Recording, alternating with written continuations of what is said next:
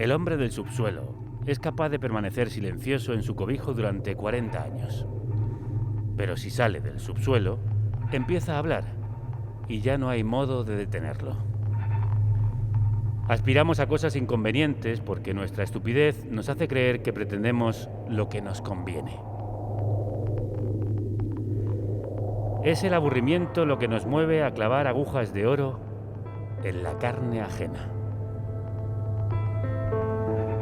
Cuanto más clara conciencia tenía del bien y de todas las cosas bellas y sublimes, tanto más me hundía en mi cieno y tanto más me sentía capaz de sepultarme en él definitivamente. Welcome to Carne Cruda, the album. Join us for danger, excitement, innovations. Estas inquietantes frases están extraídas de Apuntes del subsuelo, la visionaria obra de Dostoyevsky que más de siglo y medio después sigue siendo influyente y reveladora, señor Tropical. Pues sí, y tanto. Se dice que incluso fue la principal influencia de Scorsese al hacer Taxi Driver. Lo más poderoso para mí es ese concepto que habla de lo subterráneo, de lo que sucede o se concibe bajo tierra, en contraposición de lo que sucede arriba, en la superficie, donde habitualmente pues triunfa lo convencional. Y de hecho hoy tenemos un programa que husmea en lo que sucede bajo tierra. Saltamos de los apuntes del subsuelo a los papeles subterráneos, a los fanzines, los heraldos negros, de la mano del mejor equipo de la radio formado por Eva López, Celtia Tabeallo, Violeta Muñoz, Rocío Gómez, Elena Gómez, Marta González, Álvaro Vega, Ray Sánchez y el hombre poco hecho, Javier Gallego.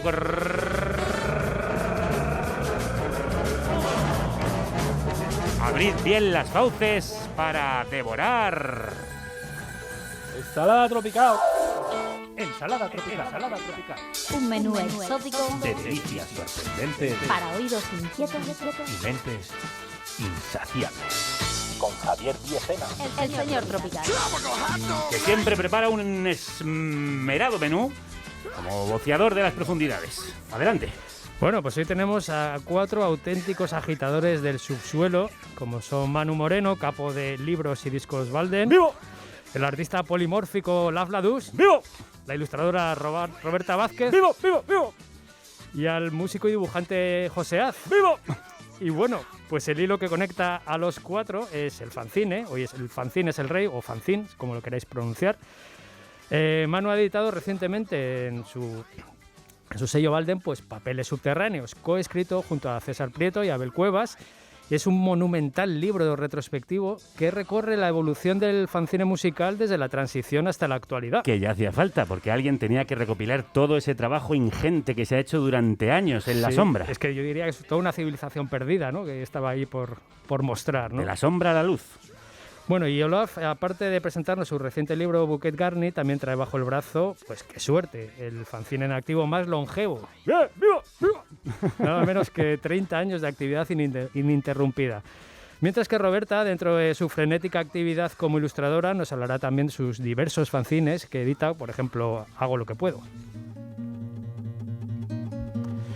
Y bueno, tenemos también, como hemos dicho antes, al músico e ilustrador José Az, a quien estamos escuchando con su proyecto Atomizador, que hará lo propio con su fanzine Manchas y Ruido. Hay mucha carnaza a la que hincarle el diente, así que vamos por partes. ¿Por dónde empezamos?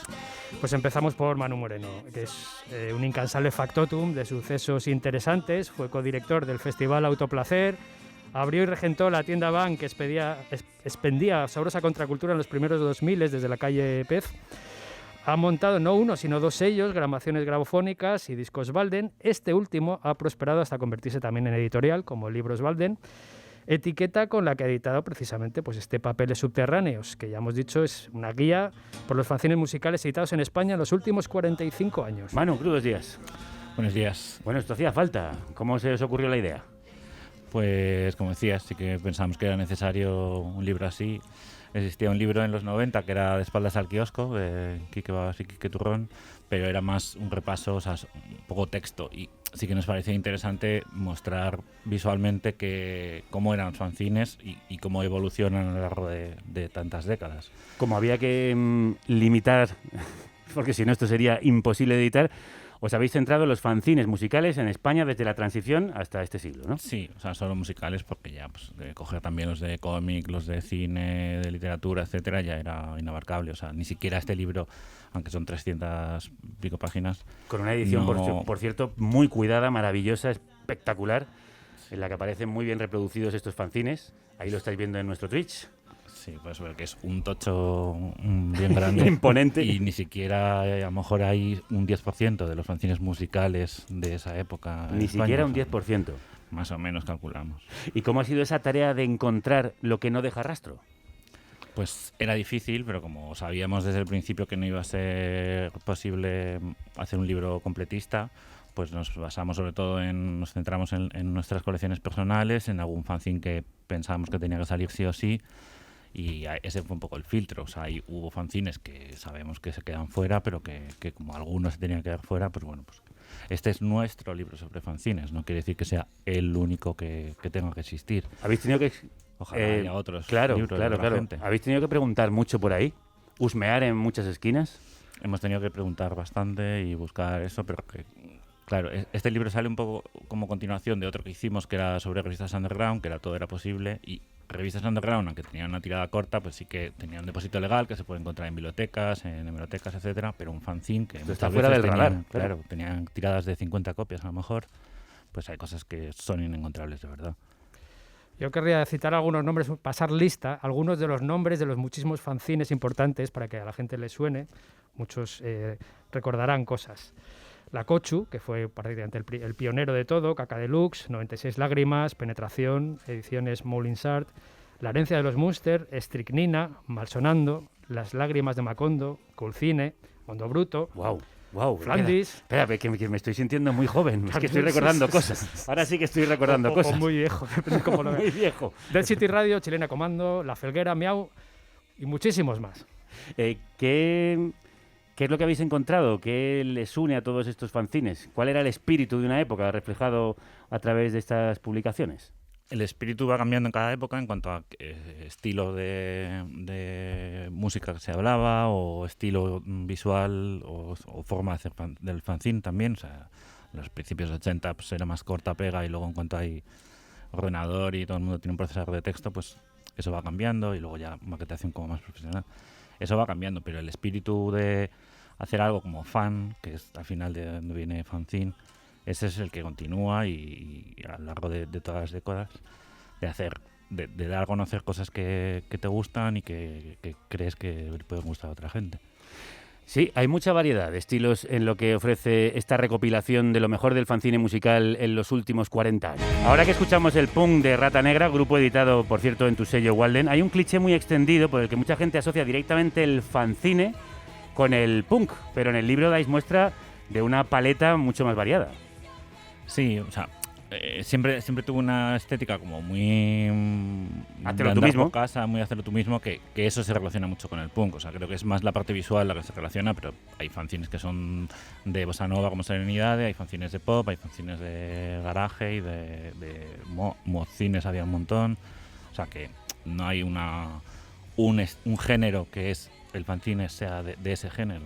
Básicamente, como decías antes, son revistas de fans. Sí, o sea, de eso, y hay muchas, o sea, en realidad los fanzines que más nos gustaban y que a lo mejor son los que más presencia tienen son los que eran muy heterogéneos, se hablaban de estilos muy distintos y de cosas muy distintas. O sea, hay fanzines que están en el libro que no son estrictamente musicales, sino que hablan de cine y hablan de cómic, hablan de muchas cosas.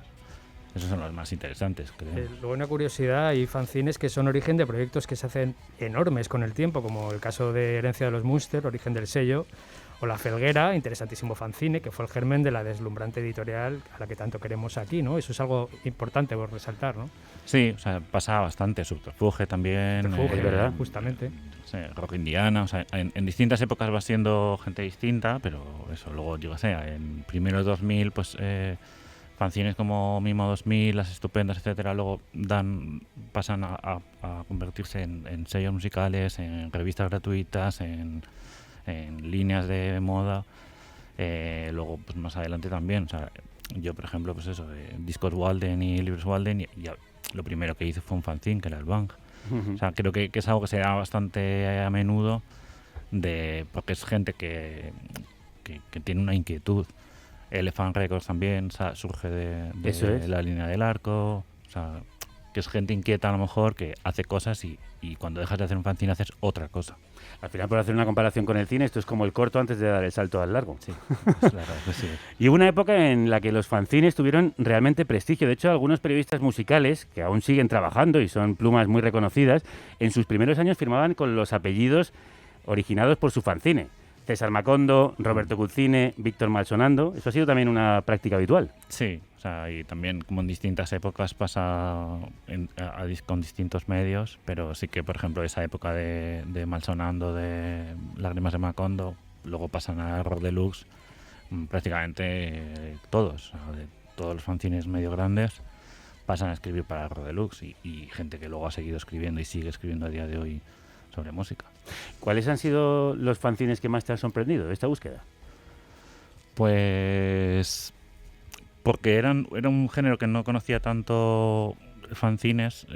Hay una sección como en el primer capítulo sobre música experimental y hay fanzines bastante increíbles visualmente, de estilo, de contenidos, que en la España de 1982 hubiese fanzines así, o sea, de ese género yo creo que de los que más nos sorprendió porque no lo conocíamos. Hay otros fanzines que habíamos oído hablar, que al final yo por ejemplo de Malsonando nunca había visto realmente o sea, le conocía de oídas tal, pero nunca había llegado a ver uno hasta que no hemos empezado. Entonces me gusta verlo, pero no me sorprende tanto porque sé de lo que van a hablar, sé cómo van a escribir, etcétera. Bueno, lo que sí es sorprendente, porque es bastante poco usual dentro del mundo del fanzine, es la presencia femenina. Ya no puedo más si quiero. Ya no puedo más si quiero. Juanita y los Feos, cantando Me voy de casa, también publicado por Walden. Ya no puedo más si quiero salir pronto de aquí. Ya no puedo más si quiero. Hablemos precisamente de mujeres. Como te decía Manu, en las entrevistas finales del libro está Andrea Galaxina, editora del fanzine del mismo nombre y gran activista fancinera. ¿Cómo has visto la evolución de la presencia de mujeres en el fanzine español? Bueno, o sea, sí que es verdad que siempre ha sido escasa, o sea, no sé si ahora es más abundante porque hay menos fanzines también. O sea, Andrea a lo mejor es de los personalidades ahora mismo más importantes porque ha continuado ese espíritu haciendo un montón de fanzines, aparte de Galaxina, pues tiene como fanzines de un único número y ha tenido distribuidora de otros fanzines, etcétera. Sí que ha habido fanzines, presencia femenina en alguna época, por ejemplo en la época de finales 90, principios 2000, como fanzines más pop, sí que había muchos fanzines hechos por mujeres, como Estupendas y Lola Pop, etcétera. O sea, fue una época en la que había un poco más, pero bueno, sí que ha sido muy escasa siempre. Pero bueno, en Penetración, por ejemplo, que era fanzine mítico punk, pues una de las dos que lo hacía era una chica. O sea que siempre ha habido algunos, pero el porcentaje muy bajo como en tantas otras cosas. Y sigue habiendo, y además muy pujantes, mujeres que mantienen viva la llama de la presencia femenina en el fanzine. El señor Tropical nos va a presentar a una de nuestras favoritas. Sí, señor.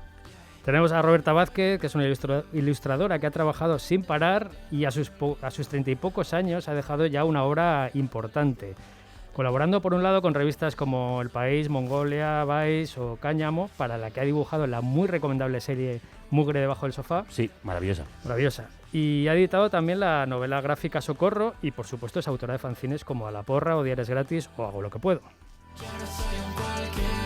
No es una cualquiera. Roberta, crudos días. Hola, ¿qué tal? ¿De dónde te viene a ti la afición al fanzine? ¿Tú consumías fanzines antiguos? ¿Habías husmeado en lo que se hizo antes de tu llegada? Bueno, más lo empiezo a mirar ahora, pero creo que simplemente hacía cómics y fue lo natural ponerme a hacer fanzines. Era más, conocía más lo que hacía la gente de mi edad que lo anterior, pero bueno, voy investigando. ¿Y entre la gente de tu edad qué es lo que se hace dentro del mundo del fanzine? Pues mira, me gustaría empezar por lo que estabais diciendo antes de que había pocas mujeres. Os invito a que os paséis por un festival de autoedición porque yo creo que actualmente hay más mujeres que hombres haciendo fanzines. ¡Qué bien! Y hay muchas, pero bueno, yo empecé cuando estudiaba Bellas Artes con mis amigos a hacer un fanzine que se llamaba Fire Cream y sacamos 8 números o 9, ya no me acuerdo, y luego a raíz de ahí pues no he parado de hacer fanzines, empecé así. Claro, ¿cuál es la pulsión que te llevó a ti a hacer fanzines, a ti y a tus compañeras? Pues nada, todos éramos los que hacíamos cómics y tal de clase y bueno, queríamos editar algo y pues como éramos muy jóvenes también era la única opción y me empezaron a enseñar mis amigos fanzines y cosas que se estaban haciendo así por Vigo y empezamos a autoeditarnos Firecream. Y de ahí hasta maravillas como mugre bajo el sofá.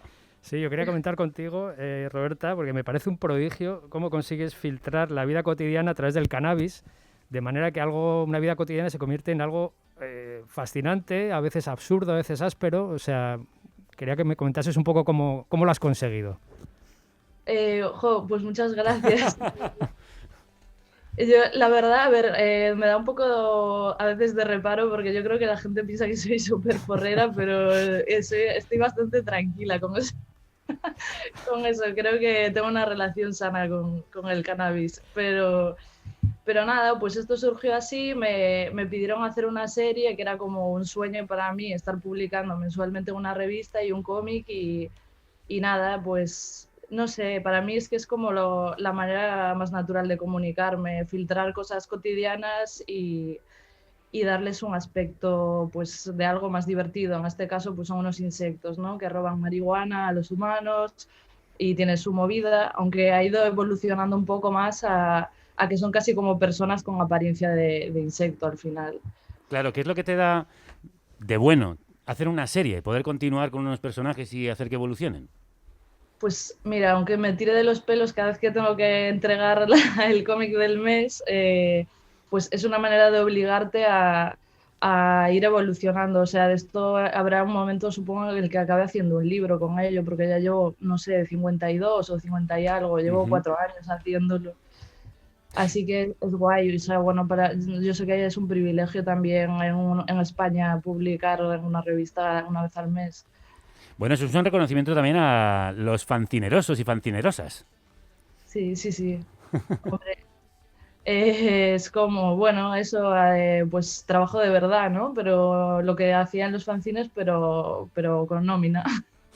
Vamos con otra de las creaciones de Roberta.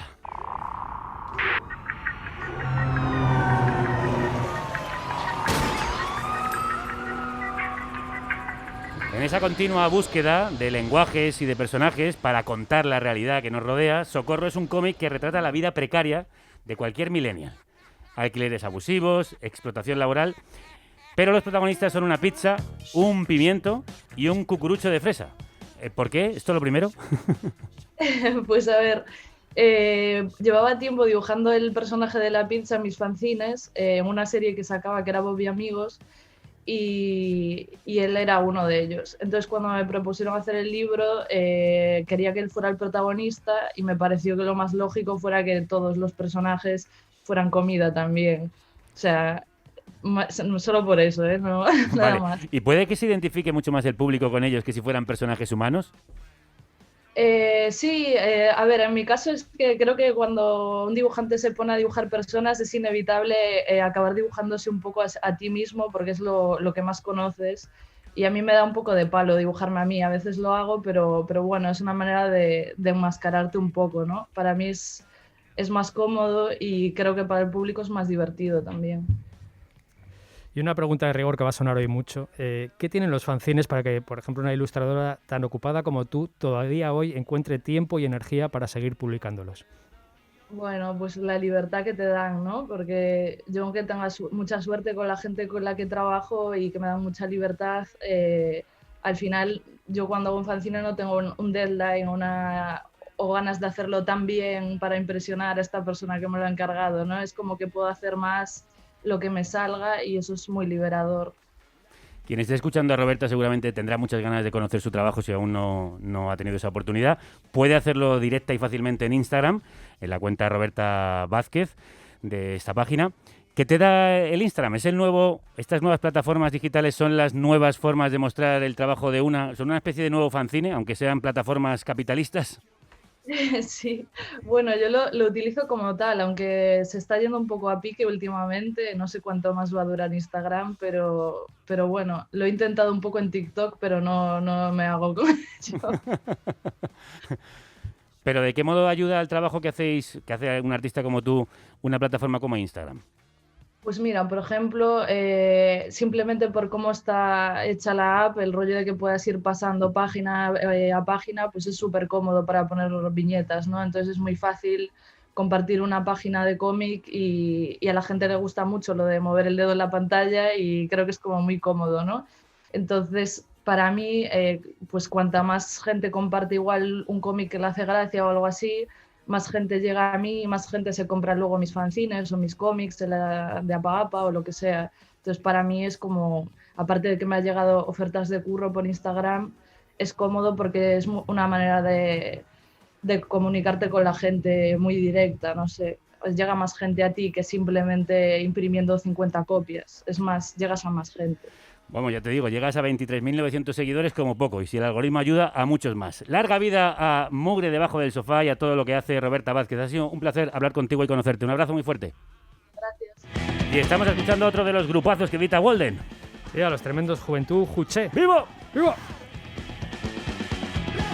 Y hablando de juventud, Manu, normalmente los fanzines inicialmente casi siempre se asocian a la juventud, pero claro, a medida que pasan las décadas, quienes siguen en la brecha pues dejan de ser jóvenes, ¿no?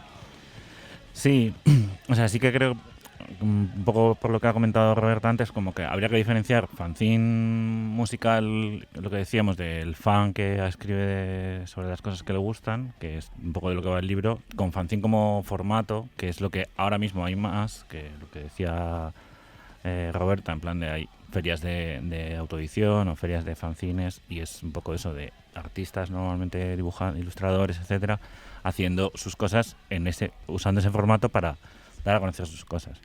Creo que ahí sigue habiendo juventud, o sea, en artistas que usan el fanzine como formato, mientras que los que vienen de esta corriente que decíamos de fanzines musicales, yo creo que hay muy poca gente de 20 años que ahora mismo hace un fanzine para escribir sobre música o sobre cine o sobre cómic, etcétera. La gente que lo sigue haciendo es gente que lo hacía en su juventud y ha seguido, o gente que ha recuperado el tema o no lo hizo en su momento y lo está haciendo ahora, pero los fanzines de música que pueda haber ahora sí que es de gente mayor. O sea que lo que se mantiene son la gente joven que quiere mostrar su trabajo a través de estas autopublicaciones. Creo que sí, o sea, que los fanzines que pueda haber ahora mismo de gente joven es de su creación, o sea, de sus dibujos, de sus fotos, de diseño simplemente. ¿Y cuál es, dirías, la esperanza media de vida de un fanzine? Pues es que, o sea, es muy muy corta la mayoría, porque normalmente es como haces un fanzine sobre un tema y ya está, y es como es ese número, y luego haces otro fanzine sobre otra cosa y no tiene más continuidad. Los de fanzines de música, o sea, si hablamos de a lo largo de estas 4 décadas, desde que empezaron a haber de fanzines de música, la mayoría era a lo mejor 2-3 números, que hay algunos que han estado décadas, pero muy pocos. Pues nosotras tenemos a la excepción a esa regla. Tenemos al responsable del fanzine más longevo, el autor, por ejemplo, de esta música que suena. El decano de todos los fanzines en activo, 30 años ininterrumpidos de actividad. Eso es culpa de Monsieur Olaf Ladus.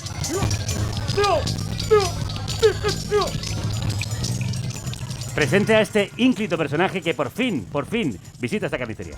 Pues sí, bueno, Olaf Ladus es belga de nacimiento, malasañero de adopción, un personaje básico para entender el underground madrileño de las últimas 3 décadas, sea como artista, ilustrador, eminencia del circuit bending. Bueno, cuando expliqué eso del circuit bending, que parece que todo el mundo está puesto en esto. Eso se lo preguntaremos mejor al propio Olaf. Vale, venga.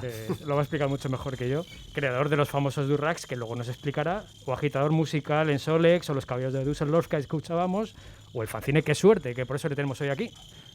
Olaf, bienvenido, crudos días. Bienvenido, pues sí, gracias por invitarme y dejarme acercarme un micrófono para hacer circuit bending. Pues bueno, explícalo primero, ¿qué es el circuit bending?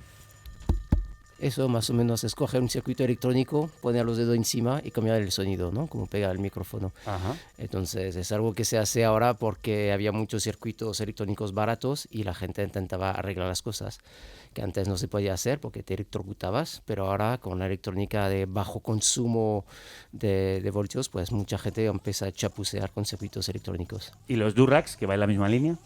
Pues es mi versión del circuit bending, pero le puse un nombre que robé a un grupo de Bob Block 3, para ver cuando la gente habla de Durax, yo sé que es porque se han leído mi manual y han hecho su circuit bending a través de la información que les facilite.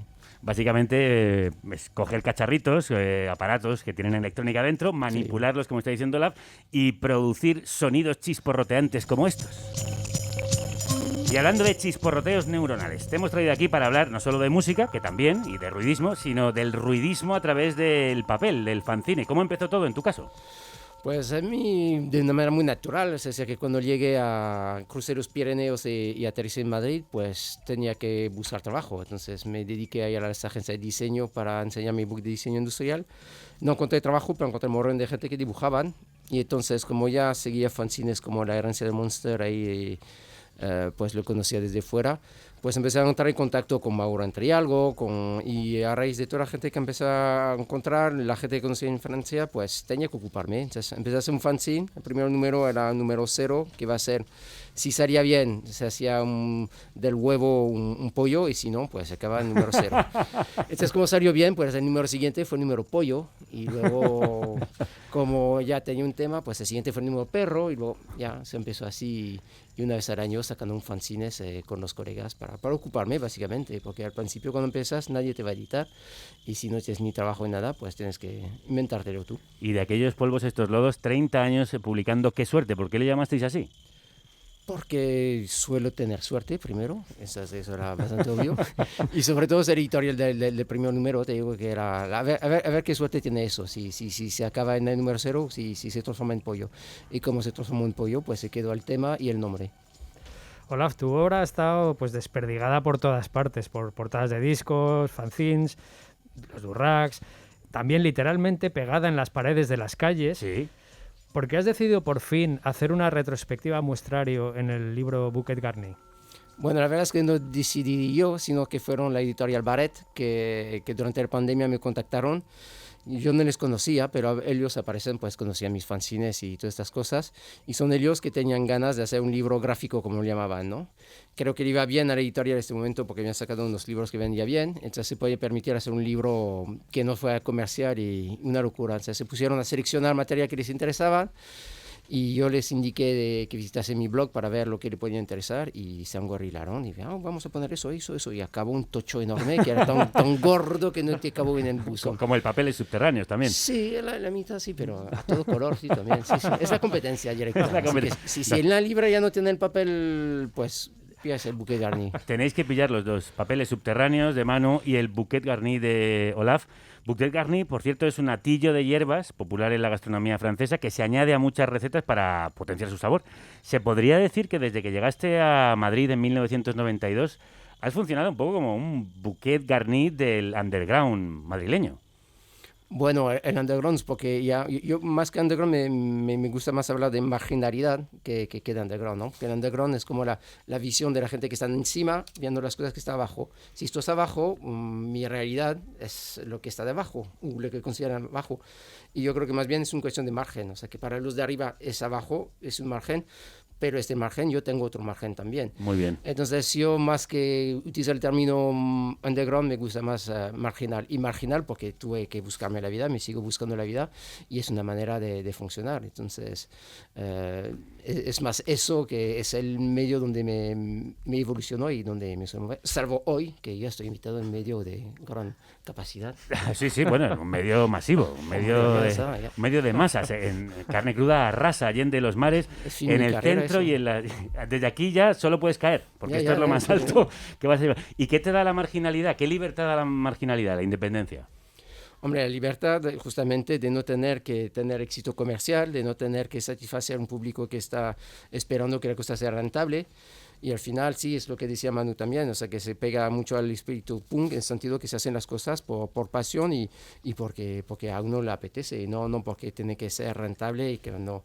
Y es un poco una reacción también a hacer todas las cosas, tienen que hacerse para generar un beneficio. Y bueno, el beneficio puede ser otro que económico, ¿no? Bueno, la pregunta de rigor, 30 años después, ¿qué te da, qué suerte para seguir editándolo? ¿Por qué? Bueno, realmente lo hago para estar en contacto un poco con la escena. La ventaja de eso es que recibo muchos fanzines también de los colegas y realmente saco uno al año, porque como es algo que no es rentable, pues sacarlo más a menudo sería realmente un problema. Entonces, lo que me permite, pues eso es conocer a todos los dibujantes que a mí me interesa. Y tengo la suerte también de contactarlos y suelen contestar que sí. Y eso es lo que me interesa realmente, porque yo estoy al tanto de los fanzines y de los que se cuece por ahí desde hace 30 años. Eso está bien. Claro, explícanos, ¿cómo se hace un fanzine? Tú vas a ver una fotocopiadora si la tienes cerca, si tienes una policopiadora al lado, si eres un poco apañado, pues una grapa en medio una de lo que has fotocopiado. Si no estás tan acostumbrado a la grapadora, puedes poner una goma en medio, se hacía también. Sí, pero bromas aparte, ¿cómo se recopila todo el material? ¿Cómo confecciona al final? Tú haces uno al año, desde hace 30 ahora. ¿Cómo haces para que el número sea especial, para que tenga lo que tú quieres? ¿Cómo se va elaborando esa obra hasta salir al mercado? Hombre, tengo un truco porque yo trabajo mucho en linóleo, entonces hago grabados. Entonces suelo hacer un grabado sobre el tema que elegí durante la inspiración como me viene ahí durante el año. Entonces hago un grabado, el próximo va a ser el número, yo qué sé, fantástico, no sé qué. Hago un grabado bien chulo, esas cosas, como un 80, y lo envío a los dibujantes que me interesa pescar. Entonces, a raíz de eso, normalmente la gente pues se enrollan y me envían una historieta ad hoc para el fanzine. Al principio era divertido porque lo recibía por correo, entonces tenía originales y esas cosas muy bonito. Ahora lo recibo por internet, entonces tengo menos originales, eso es un poco una pena. Y una vez que tengo ya suficientes páginas, pues voy a la fotocopiadora, me arruino y fotocopio. Luego la portada la seguimos haciendo en linóleo, la encargo a gente que pueden grabar esas cosas. Lo imprimimos está impreso con la gente de la familia Plomes en sus máquinas. Y este número en concreto... Es un número muy especial. Sí, porque como es el número transparente... Número transparente, todas las páginas transparentes, con lo cual es menudo pandemonio. Sí, eso fue un apaño que quería hacer del número anterior para una amiga que quería hacer una página transparente y yo no tenía los medios de hacerlo sobre papel de cebolla, demasiado caro. Entonces sabía que poniendo grasa sobre un papel se transparentaba. Hice una prueba y salió bien. Entonces dije, pues mira, el próximo número lo hago todo transparente. Entonces así me salió el tema. Lo que no sabía es que iba a chupar tanta aceite. Y me gasté 38 litros de aceite. ¡No! Sí. 2 meses en barrigas. O sea, fue... Y entonces por eso pesa, pero Sí, bueno, queda bastante guay, ¿no? No queda muy chulo porque, claro, se transparentan las páginas, entonces algunas ilustraciones aparecen fundidas con otras, con lo cual da lugar a una obra nueva. Eso es, o sea, yo había hecho una pequeña prueba y la gente que había invitado, pues le había enviado una muestra para decirle que eso va a ser como un bitono y funciona muy bien. Sí, funciona maravillosamente. ¿Cuántos ejemplares sacas y cuánto te cuesta esto?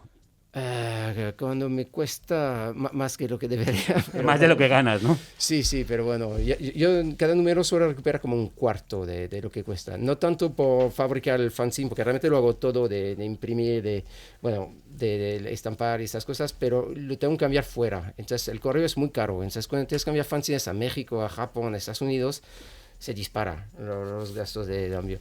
Entonces, como hay un artista que hace una página como preparada en cada número, esta vez me habían entregado como 450. O sea, tuve que hacer una tira de 450. Y vender 450 es difícil. Pero bueno, como había 2 ejemplares cada dibujante, igual realmente tengo que vender 250 o algo así, ¿sabes? Entre los colegas. Pero bueno, este va bien, o sea que eso... Merece la pena muchísimo. Hay algunas obras que de hecho están pensadas ya para el papel transparente, es decir, que juegan con la transparencia entre una y otra página. La gente ya sabían cómo iba a quedar y eso de mi barro, esas cosas, la gente se lo curaron bastante. En general todo está previsto para tener el bitono. No sé si te has dado cuenta, pero esto en realidad es el do-rag de la imagen. Lo que acabas de hacer es un cat bending brutal con la imagen para crear visualmente lo mismo que haces con la música.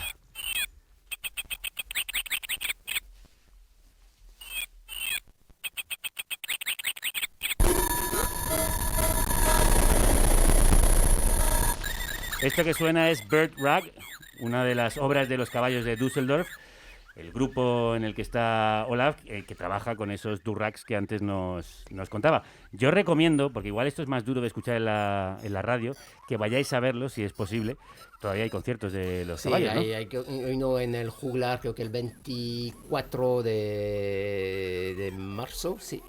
Ahí con Enrique del Castillo. Y luego hay una presentación en Tipos Infames de un durag especial, una pequeña película también que he hecho con los durag. Y eso también es el sábado, bueno, igual es el sábado 14, bueno, no sé cuál la fecha. Bueno, miradlo, Los Caballos de Düsseldorf en el Juglar, en la calle Lavapiés, en el centro de Madrid, y allá donde podáis pillarlo, porque merece la pena verlo. No solo escucharlo, sino ver cómo manipuláis estos juguetitos que podían comprarse en el chino, que probablemente compráis en el chino y que hacen sonidos espectaculares. ¿Esto cómo se consigue? Más que en el chino ahora es el rastro, porque los circuitos son mejores cuando más viejo, hay más cacharros, hay elementos que se pueden cambiar, y la electrónica actual ahora está un poco ya muy minimal. O sea, como digo, es que antes, mientras eran manos de niños en el tercer mundo que te soldaban las piezas, tú la podías desoldar. Y ahora que son micro robots que te están soldando microchip, es más difícil de soldar. Entonces hay que coger las cosas así como de los circuitos de los 90 o el principio del siglo, estaba bien, pero los actuales, tío, ya... Es difícil. Y entonces lo que hacéis es cambiar la circuitería interna para que eso empiece a producir sonidos diferentes, para que produzca chisporroteos. Sí, hay un truco básico, es que normalmente en el circuito integrado hay como una pequeña resistencia que calcula la cantidad de electricidad que entra dentro del circuito. Se llama el clock, le llaman eso que es el reloj. Esa resistencia, si la cambias por un botón potenciómetro, que es una resistencia variable al final, pues va a variar la cantidad que entra en el circuito y eso va a afectar el sonido, va a ser más lento, más rápido, más grave, más agudo. Y estos son los elementos, una vez que identificas ahí los que puedes cambiar tocando y haciendo cortocircuito, pones interruptores y estas cosas. Y bueno, hay bastantes tutoriales y hay mucha gente que se dedica a eso. Yo recuerdo un concierto de los Boys Crack, que es un grupo que hace cosas parecidas, también de manipular circuitería, y un montón de niños muy pequeños flipándolo, pero muy fuerte, con el ruido que producen estos pequeños aparatos. Así que no dejéis de ver a los caballos de Düsseldorf si queréis volver a sentiros como niños. Volvamos a la historia de los papeles subterráneos, Tropical. Sí, Manu, leyendo el libro, la verdad es que se ve que en los 80, por ejemplo, salvo el exquisito rococó de Miguel Trillo, pues el resto tenían una factura bastante descuidada.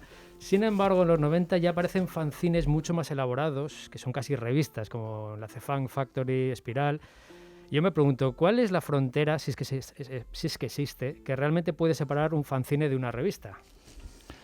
Pues es buena pregunta, para la que no tengo mucha respuesta. O no tengo la respuesta correcta, quiero decir. No sé, salir como puedas. Habría que definir qué es un fanzine y eso es muy difícil. Yo, por ejemplo, me acuerdo Factory, se le llama fanzine, pero se vendía en los Claro, sitios. Es verdad. Factory, por ejemplo, es un ejemplo de un grupo grande eran los que hacían Rock Deluxe, y entonces hacen una revista con gente que escribía en fanzines y que tiene aspecto de fanzine.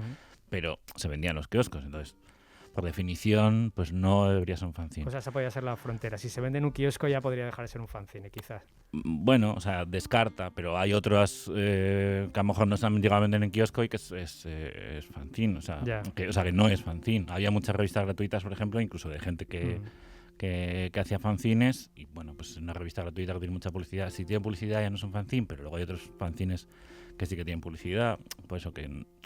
No hay una definición exacta ni una frontera exacta, pero bueno. O sea, uno sabe, no puedes saber lo que es un fanzine, no puedes decir lo que es un fanzine, pero que no lo ves. sí lo que no es un fanzine. Bueno, quizá el do it yourself y la manufactura, eso lo convierte en fanzine, ¿no? Cuando uno se lo hace ahí. Pero luego ya a lo mejor en los 90-2000 pues había gente que hacía fanzines con programas de maquetación un poco más serios y con InDesign, etcétera, y a lo mejor lo puedes llevar a imprenta y te haces 200-300 copias, sigue siendo un fanzine. O sea, alguna vez en las presentaciones que hemos hecho del libro hemos bromeado que si no pierdes dinero con ello, no es un fanzine.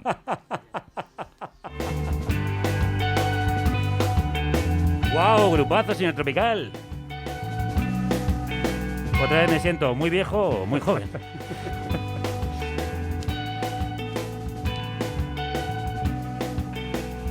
Una de las mejores bandas del hardcore nacional, sin duda alguna.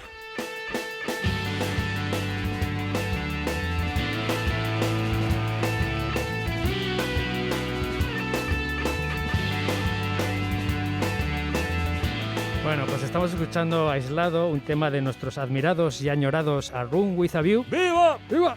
Un grupo único que dejó pues mucha huella en el subsuelo con esa mezcla de energía post-hardcore y esa emoción inetiquetable. Y es el grupo en el que se dio a conocer nuestro siguiente invitado, José María de Miguel, más conocido como José Az, por su alter ego como ilustrador.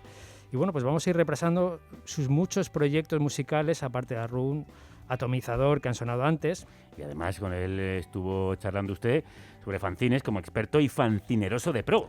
Sí, porque José, aparte de músico e ilustrador, es un auténtico erudito del underground. A lo largo de los años pues ha ido atesorando en su cabeza y en sus estanterías miles y miles de referencias musicales, de cómic, ilustración, música, por supuesto.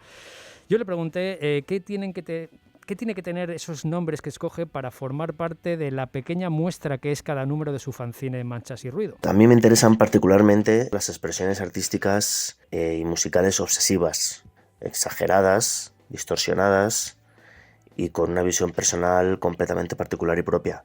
En mi fanzine Manchas y Ruido entrevisto y hablo de gente cuyo espíritu y forma de hacer admiro y que se mueve en los márgenes o directamente pues, en la cuneta de lo que se conoce como cultura. Muy buena definición de lo que hace José en todos los ámbitos, en Manchas y Ruido o en Ensaladilla Rusa, quienes estamos escuchando. La cuneta de la cultura, nuestros Naked Lunch particulares.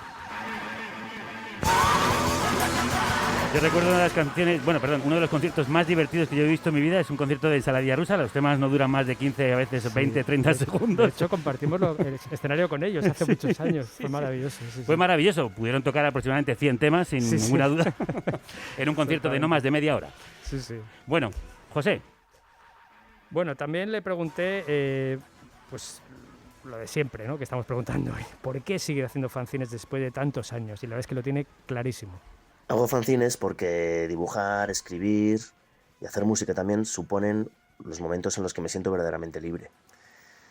De todas formas, yo no considero el fanzine un formato, ya que hay muchísimos formatos de fanzines, sino que creo que lo que caracteriza un fanzine es que es una publicación completamente libre, cuyo contenido y visión vital o artística, o vital y artística, pues no está condicionada por el dinero, la publicidad, fama o reconocimiento. Mis fanzines favoritos son siempre publicaciones enfebrecidas y generosas que desprenden pasión. Enfebrecido, apasionado y libre es otro de sus proyectos musicales que tiene un nombre maravilloso, este Campamento Ñec Ñec, al que pertenece este Pezuña. Es que todo lo que hace José Az, como él dice, está en la cuneta de la cultura, pero no puede dejar de... Es que engancha, tiene tiene también un gancho pop, a la vez ruido, pop, es alucinado y a la maravilloso. vez... Sí, es único, vamos. Bueno, y también, pues aprovechando que charlaba con él, pues como fanático y experto de fanzines que es, pues le pedimos que nos hiciera alguna recomendación especial. Fanzines que me vienen a la cabeza ahora mismo, recomendaciones, pues me encantan el fanzine Ugly Things, súper clásico, el fanzine Bubbles, que es la mejor publicación sobre cómics ahora mismo, con muchísima diferencia. Esta publicación se puede encontrar, igual que muchos fanzines, en Fat Bottom en Barcelona, que además también venden por correo. El fanzine Escupe al Alcalde, Miguel, de Teodoro, el fanzine Qué Suerte, el fanzine Presbicia, el fanzine Pret, el fanzine Me Siento Loco... No sé, se me ocurren muchísimos fanzines.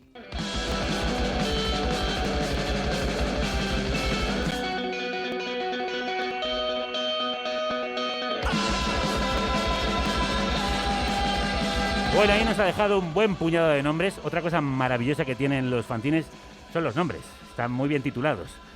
Tienen nombres fascinantes, como antes hemos dicho y como nos ha recordado José. Y seguimos repasando en paralelo los nombres de sus grupos, nombres también a veces geniales, como el caso de estos alucinados Extinción de los Insectos.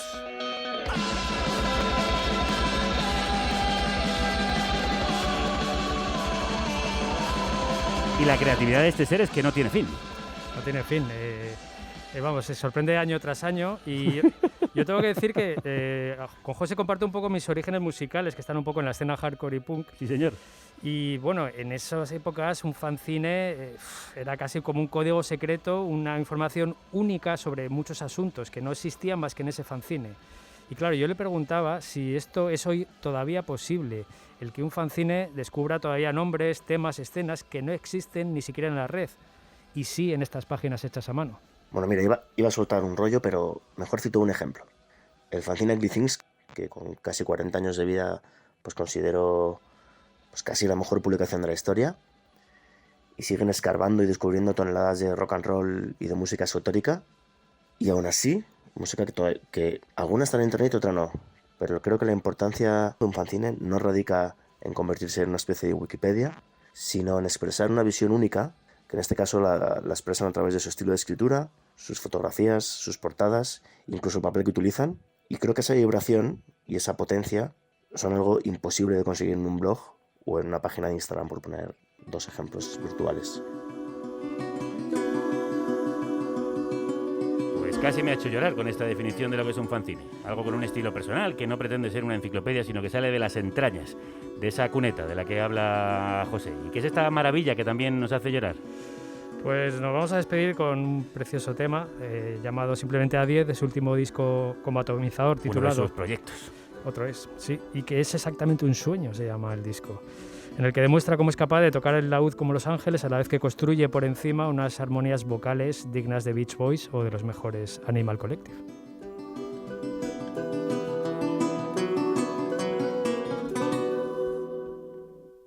Manuel, y a todo esto habrá muchos preguntándose, y muchas. ¿Dónde se encuentran los fanzines? ¿Dónde encuentro todo esto de lo que me estáis hablando? Pues no es fácil, o sea, obtienes tus fanzines porque los tenías de entonces. O sea, hablando de fanzines musicales, no de los que sigue habiendo. Hay alguna fanzinoteca de algún proyecto, tal como en Valencia, por ejemplo, de hacer una como más completa, porque las que hay son más pequeñitas y sobre todo más locales, en Valladolid, en Cataluña. Pero no es fácil, porque lo que decíamos, tenían tiradas muy, muy cortas. Por toda colección se pueden comprar algunos, pedir a amigos mayores, a hermanos mayores. Por eso tenéis que haceros con Papeles Subterráneos, estas 300 páginas apasionantes y muy preciosamente editadas, que recuperan lo mejor de la historia del fanzine musical en este país. Y de lo que se publica ahora, ¿dónde se encuentra? De lo que se publica ahora, pues hay ferias de autoedición, como el Pichifest o Uterfest, que van la gente que lo hace y pone su stand y lo vende. Y se lo compras a ellos directamente, que es como un poco el espíritu de siempre. El espíritu de siempre del fanzine. El espíritu de siempre que está recogido en este libro de César Prieto, Abel Cuevas y Manuel Moreno. Manu, muchísimas gracias. Gracias a vosotros. Olaf, un placerazo. Nada. Vuelve por aquí cuando quieras. Sí, pasa a propósito de los conciertos cuando tengas fecha bien. Señor Tropical, este programa me ha olido años 80 y 90. Qué bonito. Sí, Pues ha sido precioso, la a verdad. seguir con este espíritu. Venga. Con este espíritu vamos a seguir precisamente con una editorial que nace de un fanzine. Exacto.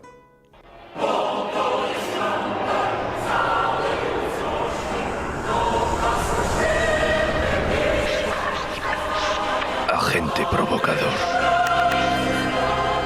Los documentos secretos del Gabinete Negro. Una sección de la editorial La Felguera para carne cruda. El mundo alzará la mirada y gritará: ¡sálvanos! Y yo susurraré: ¡no!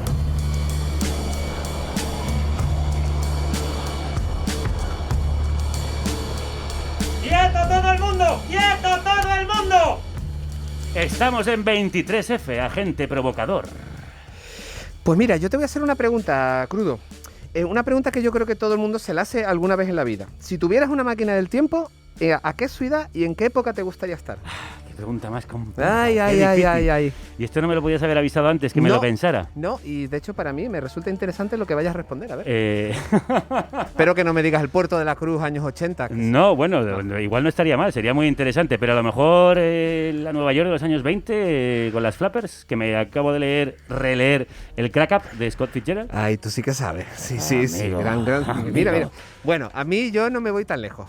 Para mí, la Barcelona de los años 30. No está nada mal. Porque tiene todo lo bueno. También tiene mucho de mundo flapper, un poco de bajo fondos, ¿eh? Sí. Porque tenía todo lo bueno, pero sobre todo unos estupendísimos bajos fondos, empezando por el barrio chino. Y en el barrio chino, como todos sabemos, allí en aquella época, en los años 30, se refugiaban fugitivos, buscavidas, apaches o espías de medio mundo y con sus cabarets y sitios del mal vivir. Ein ganz schweres Kapitel will ich hier vor Ihnen alle Offenheit nennen. Vamos a ver, señor agente provocador. ¿Me está usted colando aquí discursos nazis, tal vez? ¿En un 23F yo? No, por supuesto que no. Pues mira, esta voz alemana, muy alemana, del dirigente nazi de la... Y mucho alemán. Mucho alemán, del dirigente de las SS, Heinrich Himmler. Que Barcelona en los años 30 era un sitio de mal vivir, lo sabía todo el mundo. Que era un lugar peligroso, lo sabía todo el mundo, pero parece que no lo sabían los nazis. Ah, ¿no? No. Himmler visitó España en octubre de 1940 y tras visitar San Sebastián se dirigió a Burgos. Allí cenó con Franco para el día siguiente marchar a Madrid. En la capital se reunió con Serrano Suñer, otra vez con Franco, y asistió a una corrida de toros que, lejos de lo que pudiera parecer, le espantó porque era excesivamente cruel. Nada más y nada menos que Himmler de pronto se horrorizó. Fíjese, lo de meter en hornos crematorios a seres humanos no les parecía cruel, lo de los campos de concentración tampoco, pero lo de los toros sí. Exactamente. Y después de visitar el Museo del Prado y el Museo Arqueológico el 23 de octubre, viajó en avión a Barcelona. Que el pueblo de Barcelona sepa que al recibir hoy y aclamar a Himmler, acoge y exalta a uno de los más egregios forjadores de la nueva Alemania. Pocas palabras más necesitaremos consignar como expresión de la complacencia y del honor que sentimos al dar la bienvenida a quien tanto hizo con un ardiente patriotismo, para sacar a su país de la humillación, del ludibrio y de la ruina a que le había condenado el Sanedrín de Versalles. Qué maravilla de palabra, ludibrio. Ludibrio, efectivamente. Bueno, ¿y qué hizo en Barcelona? Pues mira, aterrizó en el aeródromo del Prat, donde fue recibido, por supuesto, por las autoridades españolas, y allí había una representación de las juventudes hitlerianas en España. Y a continuación la cosa empezó a cambiar, empezó ya a pasárselo realmente bien, porque una comitiva lo llevó a un auto folclórico, nada más y nada menos por el coros y danzas de la sección femenina de la Falange Española, que ahí le en encantó. El pueblo español. Exactamente.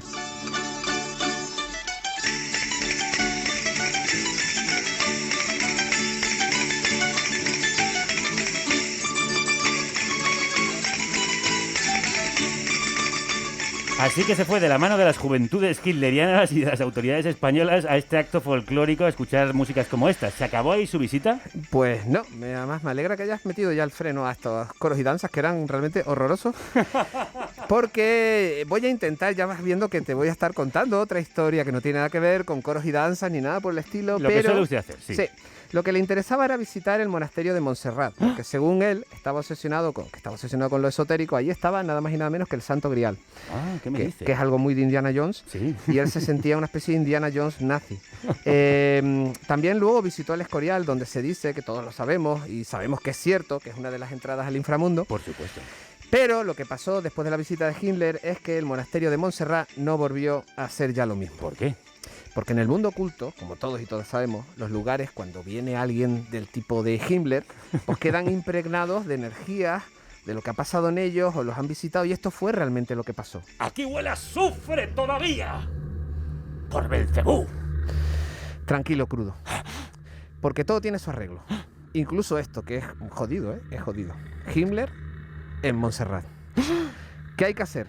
Yo siempre pongo un ejemplo, que es como cuando te encanta un sitio y has estado con tu novia, te deja tu novia, tu cara arrasada por las lágrimas y de pronto te han fastidiado el sitio. Sí. ¿Qué tienes que hacer? Un contrahechizo. ¡Un contrahechizo! Pues vamos para allá, claro que sí. Visitemos Montserrat con velas e incienso. Algo haremos, seguro. Pues ya no hace falta. No, no te vayas, no vayas tan rápido, vale, porque bueno. ya lo hicieron otros. Bien. Y fue uno de los conciertos más extraños de la historia, porque en pleno franquismo los psicodélicos y surrealistas Gong actuaron en el monasterio de Montserrat ante la mirada atónita de monjas y fans. ¿Pero qué me está usted diciendo? ¿Qué me cuenta? Sí te lo cuento. ¿Qué me cuenta? Gong, la banda del poeta y músico australiano y muy excéntrico David Allen, fundador de los Soft Machine, una de mis bandas favoritas, La Máquina Blanda, señores, escúchenlo. Lo sabía. ¿Pero acaso los monjes no sabían qué clase de sujetos eran los miembros de Gong? Pues mira, yo no sé cómo lo hicieron, pero lo cierto es que lograron engañar a los monjes. De hecho, hay un vídeo maravilloso, lo podéis ver en la red. Para allá fueron, vestidos además como de duendes, como de elfos, subiendo la montaña hacia Montserrat. Y fueron en nada más y nada menos que estamos hablando de 1973, que estaba Franco el dictador vivo. Sí. Y entonces actuaron en el interior del templo esta super banda llamada Gong.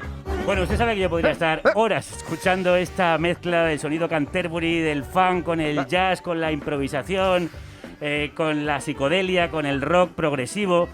En fin, yo podría vivir aquí, pero tenemos que seguir.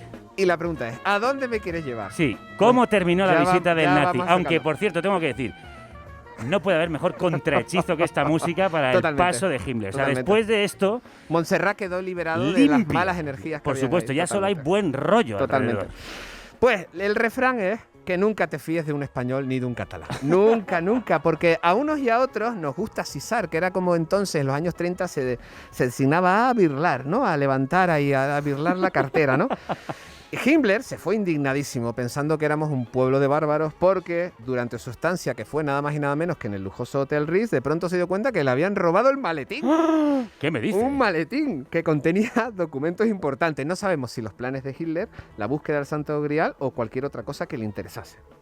When Israel was in Egypt's land, let my people go. ¿Y quién es esta voz tan grave y poderosa, agente provocador?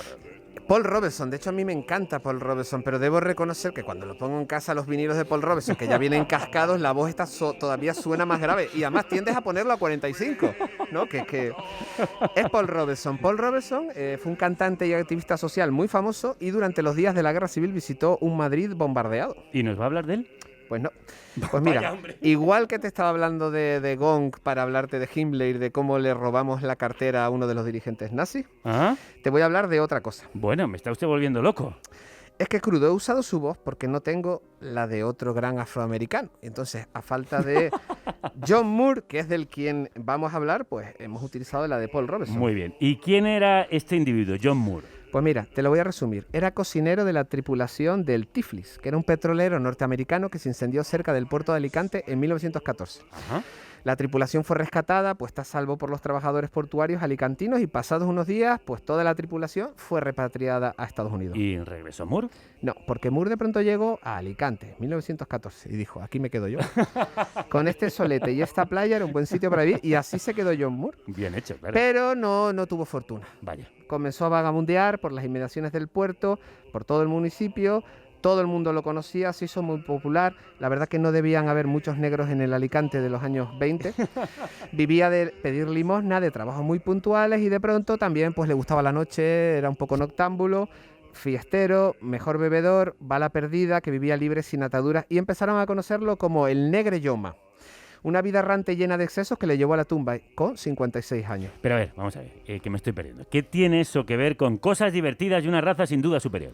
Pues mira, paciencia, porque igual que te he llevado de Montserrat, de Gong, Himmler, Cisar el maletín, ahora, si te digo que Negre Yoma tenía 56 años y muere en noviembre de 1936, ¿a qué te empieza?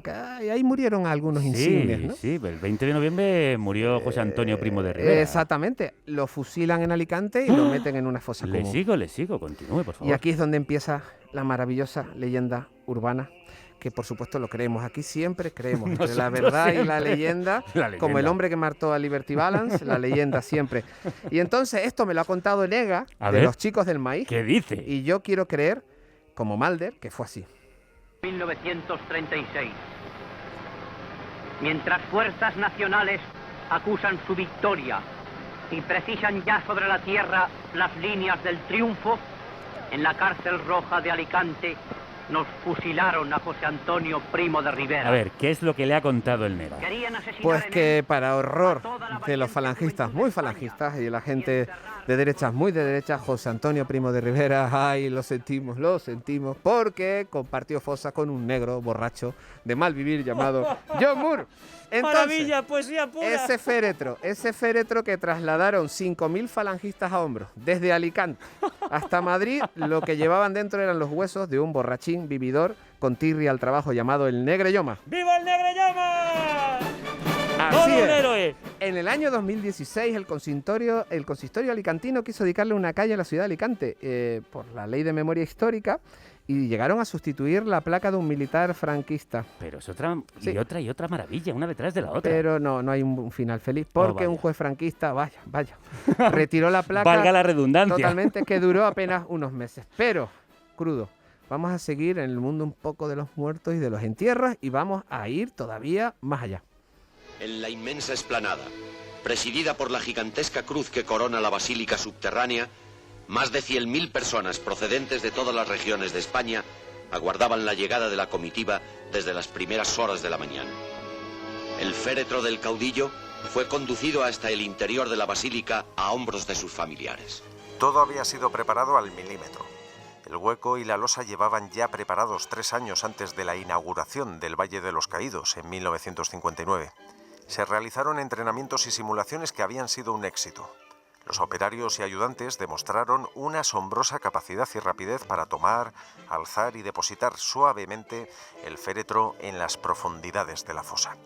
Inmediatamente sería sellada la pesadísima losa de 1.500 kilos en un acto que contaría con la asistencia solemne de mandatarios de todo el mundo y donde no faltaron dictadores como Pinochet. Se llamó a los mejores canteros y toda clase de técnicos discutieron la forma más rápida y, por supuesto, elegante de introducir el ataúd y colocar la piedra. Os voy a contar lo que pasó. Empezaron a llegar los invitados, empezaron a llegar la gente, algunas de esas personas, de los asistentes al acto, pues deambulaban por allí, por el lugar donde iba a venir Franco, mirándolo todo. De repente, un hombre que estaba mirando para arriba, no sé qué estaría mirando, dio un paso atrás y, atención, antes de que llegara el generalísimo, se cayó a la fosa. No. Se cayó a la fosa. Se cayó de espalda. Además, debió ser un ostión importante porque se cayó de espalda en una fosa de 1,70 de profundidad, una fosa de hormigón forrada de plomo.